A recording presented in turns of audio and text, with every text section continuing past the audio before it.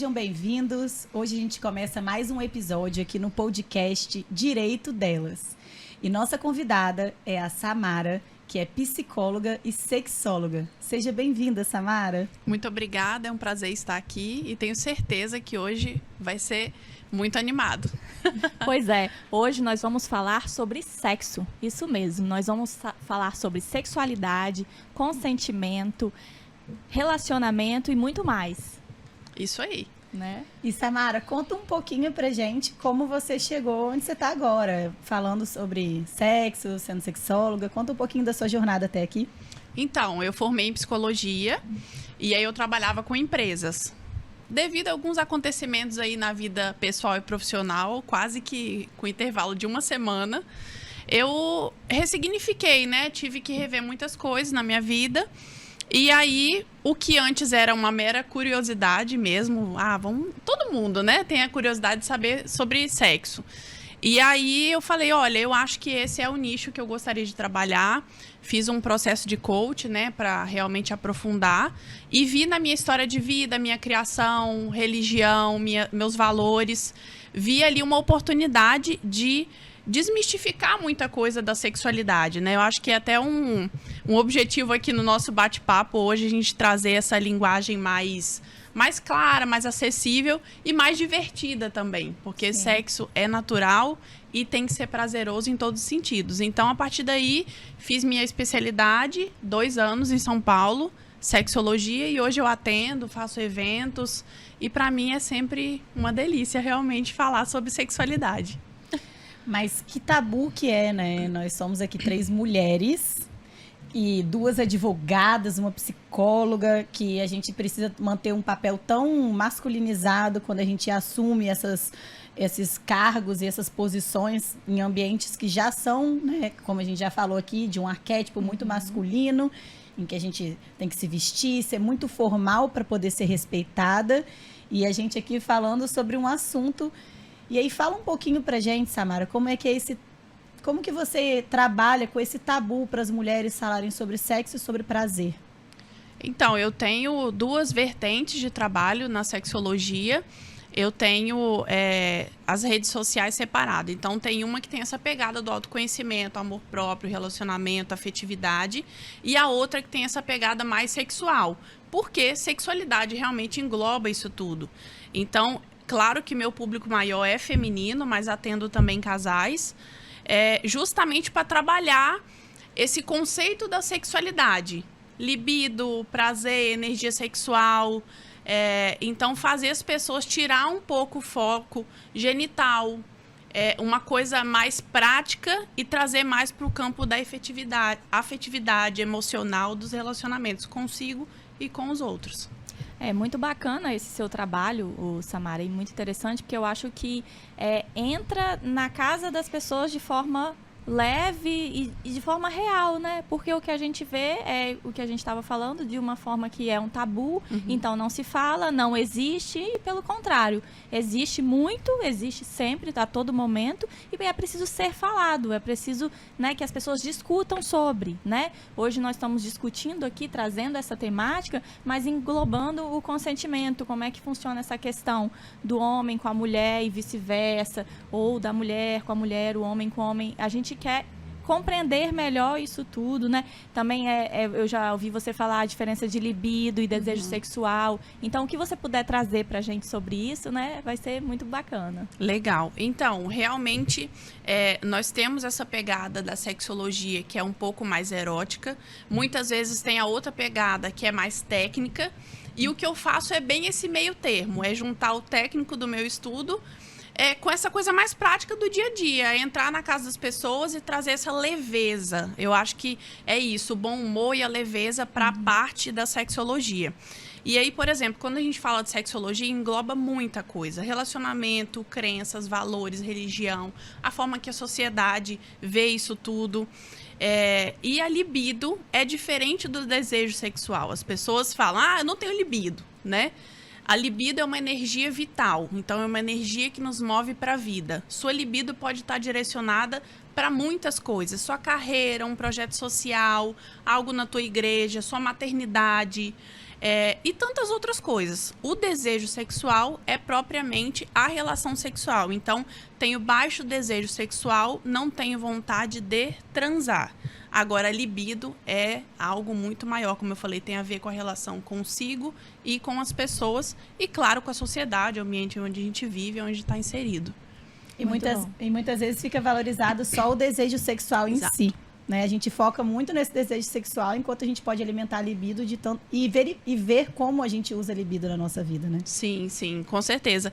E acontece muito, né? As pessoas... Agora há pouco mesmo eu estava num ambiente de salão, né?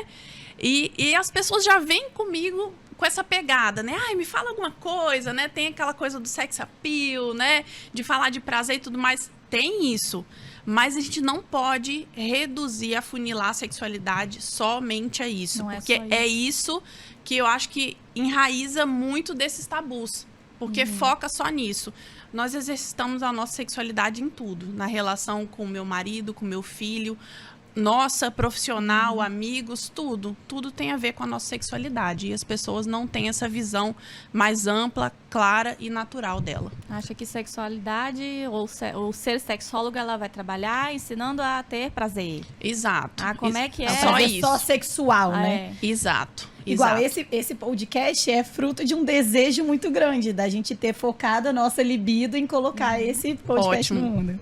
É bem essa ideia mesmo. E É a isso gente aí. fala também, né, igual a Thaís estava até falando, essa questão do arquétipo em relação à libido, ao ser o masculino ou o feminino e o desejo sexual em si, porque as pessoas tendem a relacionar, né, que o homem tem que ter o desejo sexual, né, como se fosse algo, né, a gente vem falando muito isso, né, de umas posições de que o homem tem que ser assim, porque ele é mais homem.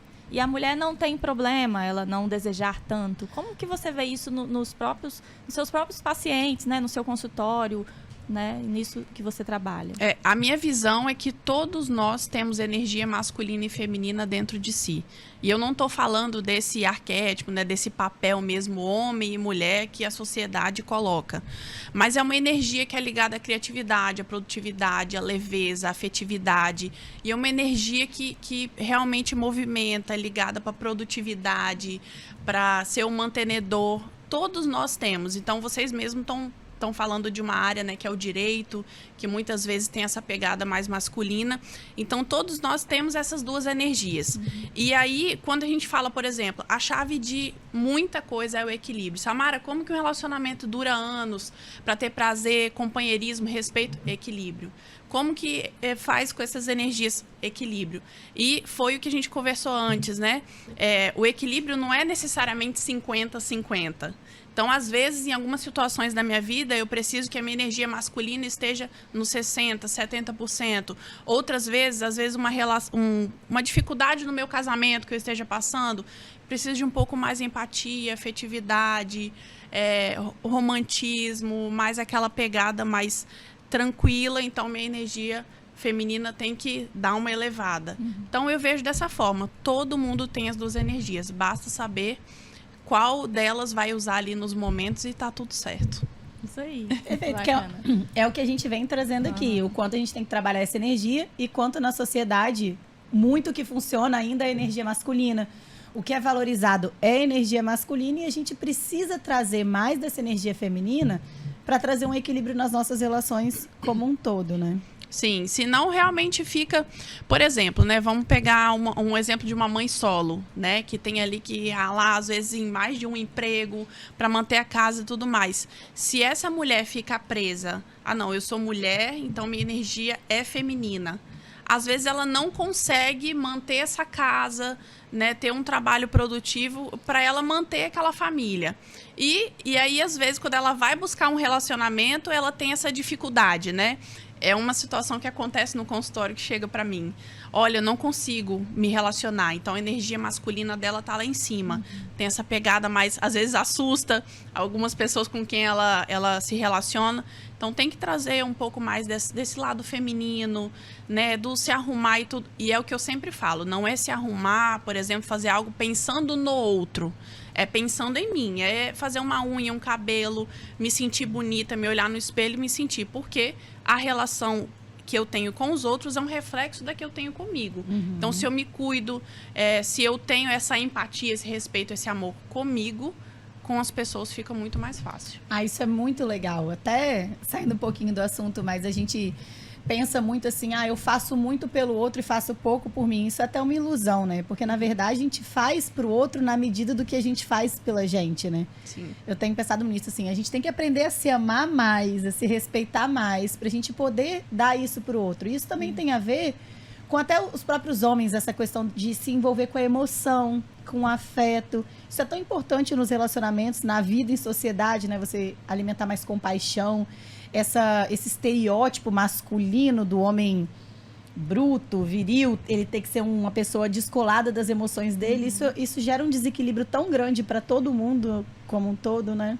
Na verdade, eu falo que gera um adoecimento, né? Eu que tenho essa formação da psicologia, que trabalho também com psicoterapia, eu vejo que é um adoecimento desses papéis, desses arquétipos, né?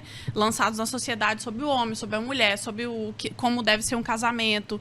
Então, às vezes, quando eu trabalho com casais, né, que tem filhos, por exemplo. Então, tem ali algumas situações que eu questiono. Eu falo, olha, quais são as demonstrações de afeto que vocês têm ali diante dos filhos? Porque na hora da discussão, da briga, que o sangue esquenta, ninguém para e pensa. Fala meio assim, não vou xingar, não vou falar alguma palavra ou expressão porque tem criança perto. Às vezes, ninguém para pensar nisso. Agora, trocar um beijo, um afago, um carinho, um toque ali no cabelo um do outro. Não pode, hein? Vem dar um beijinho. Não, faz isso não, porque tem criança perto. Né? Então, brigar pode. Exatamente. Então, a gente tem que levar porque naturaliza, né? O brigar é natural. Né? O carinho, o afeto não é uma coisa que é bem vista de um casal fazendo na frente dos filhos, né? O que a gente quer? Proibir o afeto para criança, proibir essa visão Qual de afeto, essa que eles vivência. estão passando, Sim, né? sim. E aí eu linko com outra coisa que eu trabalho, que é a questão de você ter essa sensibilidade. Às vezes a pessoa acha que, por exemplo, ser vulnerável é sempre ruim. Mas ser vulnerável é você ter essa empatia, né? É solidariedade, é você respeitar o outro, respeitar a história do outro. Por que não? Né? É isso mesmo. A gente naturaliza muitas questões de violência, seja palavra, ação, mas o afeto... Não, peraí, né? É um tabu, parece quase que é um tabu, né? Escondido. Não, vamos dar um beijinho aqui rápido e tal. Complicado. E aí, juntando isso com essa questão do desenvolvimento da sexualidade na nossa sociedade como é hoje, que valoriza tanto esse afastamento afetivo e alguns padrões muito pré-fixados, inclusive para os homens, a gente estava falando até sobre o início da sexualidade, né? Para as mulheres tem sempre muitas vezes essa piada em casa, né? Minha filha só vai namorar com 18 anos.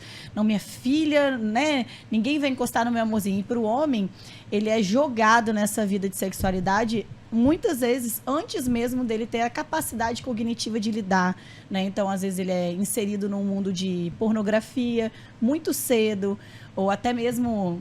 Eu não sei até que ponto continua essa prática hoje, mas levar o menino num bordel com uma idade muito pequena que, inclusive, configuraria até um abuso, né, sexual. Sim, sim. Esse assunto eu linko muito com educação sexual, né? Então, tem aí sempre uma discussão, é para tratar na escola, não é para tratar em casa. Eu parto do princípio que educação começa em casa, seja qual for ela, e a sexual não é diferente, porque tá aí acesso à internet, televisão e tudo mais, amigos, o próprio dia a dia ali insere essas crianças, né, como a gente está falando, jovens, nessa sexualidade. Então, por que não tratar disso dentro de casa? Tem sempre uma transferência, né? Vamos tratar na escola, vamos tratar na roda ali sei lá, da igreja, alguma coisa assim, grupo de jovens. Então, tem essa iniciação errada, né, do menino, da menina também muito repressora e que, claro, só traz consequências negativas em vários âmbitos, na própria sexualidade, né, do indivíduo. Nós falamos também sobre a questão do abuso sexual infantil, né, como que essas práticas que a gente está falando, não ter educação sexual infantil, ter esse afastamento da afetividade, prejudica também, né, nesses casos de afastar a criança ou adolescente de chegar e ter confiança, segurança de falar o que está acontecendo, né? No caso dessa prevenção do abuso sexual infantil. Então, falar de sexualidade tem que começar dentro de casa. Ah, não sei como. Busque ajuda profissional. E aí, traga esse assunto, porque por mais desconfortável que seja, é sempre melhor que seguro, seja né? Exato, no âmbito familiar. A criança não pode nem dizer o que está acontecendo, porque ela não sabe mesmo, muitas vezes. Ela acha que é natural aquilo, que, né, ela está sofrendo um abuso, para ela pode ser algo que todo mundo sofre ou que todo mundo vive. Então é mais difícil dela identificar. Isso vem muito da falta da educação sexual mesmo, né? Que a gente vê que não existe, ou que é delegado para um, para outro, né? É âmbito, não, é escola, é igreja. Em casa a gente não fala, né? E eu tapo o sol com a peneira, né? Como se eu não falar da sexualidade, é o quê? Não vai acontecer, esse jovem, ele não vai desenvolver a sexualidade se eu não toco no assunto, ele vai desenvolver longe de mim, escondido, sem saber o que está fazendo, sem saber pelo que está passando. Sim, e já tem pesquisas que mostram países que colocaram a educação sexual na escola e que muita gente pensa assim, vai iniciar eles na vida sexual ativa mais cedo. E a pesquisa mostra justamente o contrário. Quanto mais consciente, quanto mais informação eu tenho, mas às vezes até começa um pouco mais tarde, porque tem consciência que pode vir uma IST, pode vir uma gravidez, né? Então, tudo sem planejamento. E, claro, se a gente for falar de prevenção de abuso sexual infantil, por mais que não seja a minha área, mas aí tem uma série de fatores, mas realmente delegar isso para outras pessoas, afastar essa criança desse âmbito que deveria ser de segurança, só atrapalha mesmo a identificar. E um dos fatores, a Lívia estava falando, né, dessa dificuldade, por exemplo, dos pais. Um dos fatores que prejudica identificar e dar segurança para essa criança é os pais não lidarem com a própria sexualidade. Então, eu tenho dificuldade, como eu vou fazer isso? Pode ter certeza que a dificuldade, em primeiro lugar, está com eles, na sua própria sexualidade, às vezes na relação, e aí não sabe como transferir isso para os filhos. Por isso, buscar ajuda profissional. Sim, Com certeza. sempre o melhor. Sim. A gente estava conversando também sobre essa questão de consentimento e sobre esse incentivo a que o homem seja, né, o comandante ali do ato sexual, né? E tudo.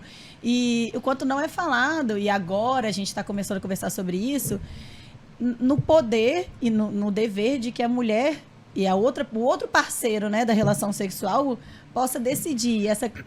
A mulher, a gente vê muito esses comentários assim, né, sobre estupro, sobre abuso, assim, ela quis a roupa, né? Ela estava pedindo. Nossa, ela foi até a casa dele, ela queria. E o quanto a gente tem... Gente, ela quis. A mulher pode querer. A mulher pode ir para casa da pessoa. Ela pode começar o ato sexual. E aí, lá no meio, ela resolveu que ela não quer mais. E aí, a partir desse não quero mais, a gente está falando de estupro. Sim. Acontece muito dessas situações, né? E a gente estava falando aqui de família, de casa. Então, muito desse preconceito, desses julgamentos, começam ali no nosso âmbito familiar, porque a gente assiste uma notícia na TV, olha lá, né, isso e aquilo, e aponta. Aquilo já vai embutindo na criança, por exemplo, que está ali, que é uma esponjinha, né, que está atenta a tudo. Essa é uma crença. E eu trabalho muito, isso chega na terapia para mim, na vida adulta. Então, é uma coisa que foi enraizada. A consequência é lá na frente. Né? Exatamente. Então, por exemplo, quando apresenta uma disfunção sexual, a ausência de prazer, dor na relação, dificuldade com lubrificação, eu vou buscar ali a raiz para depois a gente seguir nas crenças. Então, o que você ouvia de criança sobre sexualidade, sobre consentimento, sobre abuso, o ambiente que você sobre vivia prazer. Isso. Exatamente. Então, a forma que a pessoa vivenciou isso lá atrás perdura até hoje e às vezes ela não faz essa conexão. Por isso que, por exemplo, eu falei da disfunção sexual. Às vezes a pessoa tem a dor na relação e procura fisioterapia pélvica, né? Que é ótimo, acho muito importante esse trabalho multidisciplinar. Mas trata durante um tempo, que é a parte mais fisiológica, né? Mais física. Tô curado, ok, não vai acontecer mais. Passa 6 meses e volta. Por quê? Porque a sexualidade inicialmente está aqui, na nossa mente. é o principal órgão até sexual que a gente fala, porque os hormônios podem estar ok, nosso corpo ok, nada acontecendo. Se o psicológico não tá legal, Tudo não rola. começa na cabeça mesmo. Exato, né? exatamente. Dentro da cabeça. É. Mas a Thais estava falando dessa questão do estupro, né? Ou do abuso, e a gente está vendo uma visão da vítima que está sendo colocada como culpada muitas vezes, mas e a visão de quem está praticando o estupro ou está abusando? O que essa pessoa não teve, o que faltou e por que a gente não vai em cima... Por que ela fez aquilo e não que ela fez porque a mulher estava vestida assim ou assado ou a mulher permitiu, né? Que eu acho que é um pouco distorcido, né? A gente vai na vítima. Acusa, a gente né? teria que ir em quem está cometendo o ato abusador, né? Abusivo contra a vítima, né? E tentar explicar ali a questão dele, não justificar na mulher, né? Ou na pessoa, não na mulher, né? Que o homem também é abusado, é estuprado, mas é na vítima mesmo. Eu acredito que é uma junção disso tudo que a gente está falando. Quem é o abusador? Em que ambiente ele cresceu? Como foi a educação? Qual foi a relação dele com a sua própria sexualidade? Né? Quais as crenças que ele criou para ele considerar que foi permitido que ele invadisse, né, a sexualidade, a intimidade de uma outra pessoa sem o consentimento dela? E, claro, tem a questão do transtorno, que é uma questão a ser avaliada também. Todo abusador pode ter um transtorno? Depende. São uma análise aí de vários fatores. Mas é entender realmente quem é esse abusador para ele ter chegado ao ponto que chegou realmente. Mas, como muita coisa na sexualidade, infelizmente as pessoas apontam, julgam, simplesmente por esses preconceitos, esse tabu, sem tentar entender. Assim como, por exemplo, eu que sou profissional da área, fui muito e ainda sou muito julgada, tem muito estereótipo em cima do que eu trabalho, do meu casamento, da minha família. Então, eu também vivencio isso trabalhando como sexóloga. E isso vai para todos esses âmbitos, abuso, educação, questão de estupro e por aí vai. Porque a gente vê muito esse julgamento na vítima. Isso gente, parece que não é uma coisa do passado. Isso é constante. Você vai numa notícia sobre um abuso, um estupro, e os comentários são sempre atacando a vítima, sabe? Que ela quis. E a gente estava conversando que às vezes a gente precisa falar sobre isso, porque às vezes a gente reproduz sem querer. A minha primogênita, quando ela era mais nova, mesmo ensinando, né, para ela que ela pode vestir o que ela quiser e que mesmo tendo esses pensamentos já que eu construí em mim, que a culpa nunca é da vítima, nunca é da roupa, ainda assim eu colocava short debaixo do vestido dela. E só depois de um tempo, quando eu comecei a pensar, né, por que eu tô fazendo isso? Se eu acredito piamente que o pervertido, ele vai perverter independente da roupa da vítima, que isso não tem nada a ver com nada, por que eu tô botando um short por debaixo do vestido da minha filha?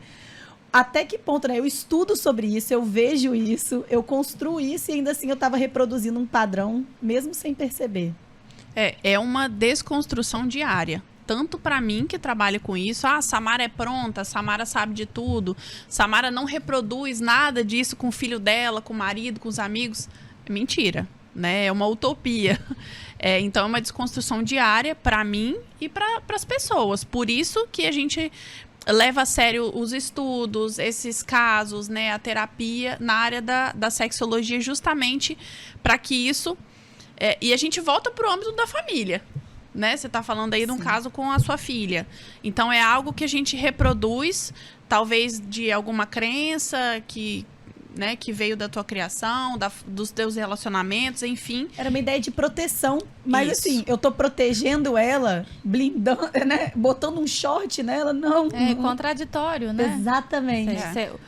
É o outro que não era para estar querendo ver, né? Por Claro. baixo da saia, etc. E como se um short fosse parar uma pessoa pervertida de olhar ou de, né, infelizmente, fazer alguma porque coisa. até que a gente estava vendo na reportagem que teve recentemente, o olhar já pode ser caracterizado como algo abusador, né?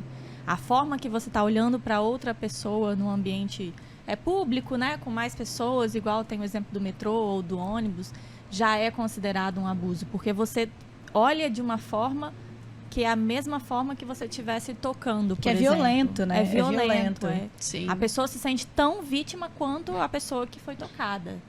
Né? Isso é muito grave também. Com certeza.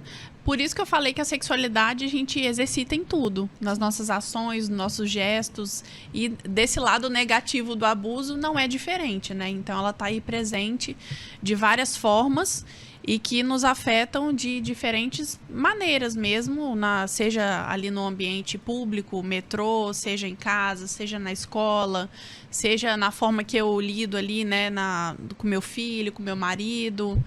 Então, tudo isso a gente tem que ter muito cuidado. Eu também tenho esses deslizes ali, né, alguma coisa que eu falo com meu filho, menino não pode chorar, né, menino isso, menino aquilo, e coisas às vezes simples. Por exemplo, essa semana eu fui levar ele para tirar sangue, e aí tinha uma pessoa próxima a mim e falou assim, ei, não, faz isso não vai doer. Não, peraí, não vou mentir para ele, vai doer. Mas daqui a pouco vai passar, eu vou dar um beijinho, vai sarar. Então, a gente falar mais abertamente, não só sobre sexualidade, mas como tantas outras coisas, porque eu acho que a informação é a que liberta. Então, falar quanto a verdade, mais... né? Exatamente. Não adianta querer esconder, mentir ou inventar, né? Colocar como se fosse uma situação diversa do que realmente é. Sim. E aí a gente vê esse desequilíbrio, né, do desenvolvimento da sexualidade. A gente está falando sobre o quanto a gente é reprimida como mulher, né? Que a mulher que é livre, a mulher que exerce a sexualidade dela livremente, ela é puta, né? Ela é destratada, isso afeta a moral dela. E o homem pode fazer o que ele quiser, né? Hoje eu tava andando de bicicleta, 5 da manhã, indo pra natação, e um cara passou do lado e falou, nossa, que coxa. Fiquei olhando, assim, ele tava indo pro trabalho dele, ele tava de uniforme, deu vontade de falar, vou lá no seu trabalho denunciar. Como que você acha que eu me sinto, né? Eu me sinto invadida. Eu me sinto ali violentada, porque é como se eu me sentisse confortável de ouvir o que... E a gente fala, mas é um elogio. Não, não é um elogio, é uma violência. Sim. Eu já vi um vídeo na mídia social, justamente onde uma mulher recebe essas expressões e ela volta e questiona mesmo. E aí eles não sabem o que fazer. Porque é tão natural, né, falar, que quando a pessoa chega... o que você disse? Repete. Não, eu quero que você fale agora olhando nos meus olhos. E a pessoa trava. Claro. Entendeu? Claro. Então, ela já faz isso de forma automático. Muito Automático. Eu já vi também, você falou, lembrei de fazendo pegadinha, a mulher passando a mão no homem na escada rolante e o homem... Pô, a mulher tá passando a mão em mim, o que é isso? E ele tá com a namorada do lado, né? Uma situação assim, porque o oposto é visto como algo natural, Como a mulher algo tem que gostar. E aí, quando a mulher vai fazer isso, ela está nesse lugar, o homem fica horrorizado. Nossa, como que ela tá encostando em mim? Não tá vendo que eu tô com a namorada do lado? Ou essa mulher pra frente, né?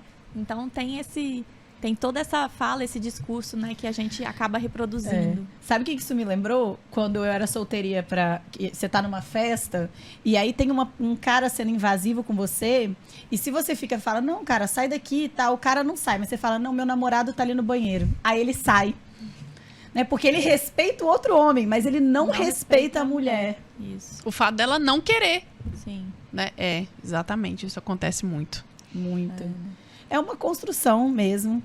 É importante a gente estar falando isso daqui. Tem 1 milhão de situações que a gente pode falar, 1 milhão de coisas sobre sexualidade. E por que a gente está falando aqui, Thaís? Por que a gente está trazendo uma sexóloga para falar sobre sexualidade ou consentimento, todos esses assuntos que acontecem? Porque o nosso podcast fala de direito, autoconhecimento feminino. E a gente quer trazer todos os assuntos possíveis a respeito dessa junção de saberes e para poder agregar, né? Para a gente construir juntos. Eu acho que, assim, a vinda da Samara aqui vai fazer nós, Lívia e Thaís, refazermos essa construção dentro da gente e quem está nos vendo e nos ouvindo também, porque é importante, que eu acho que é o que você falou. É uma construção que a gente tem que fazer diária. Todo dia a gente tem que estar... E não é porque você é sexóloga que você consegue fazer todo dia. Um dia você errou, no outro você vai de novo tentar conseguir. E é isso que a gente quer mostrar aqui, né? Sim, é uma construção que a gente tem que fazer em sociedade. E a gente agradece muito a sua presença aqui. Claro que a gente pode continuar esse papo para sempre e marcar outros papos também. Mas é quebrando esses tabus e repetindo isso e conversando sobre todos esses desdobramentos, mesmo que a gente passe por cada assunto um pouquinho, mas a gente tem que falar sobre sexualidade e sobre sexo, né, Samara? Com certeza. A sexualidade, ela é um dos 4 pilares da qualidade de vida do ser humano. É trabalho, lazer, família e sexualidade.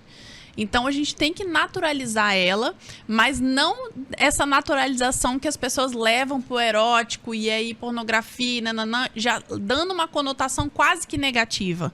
Então, é importantíssimo realmente juntar aí a sexualidade com outros saberes, porque a gente está falando, como a gente falou no início, né, de amor, de carinho, de afeto, emoções, relações.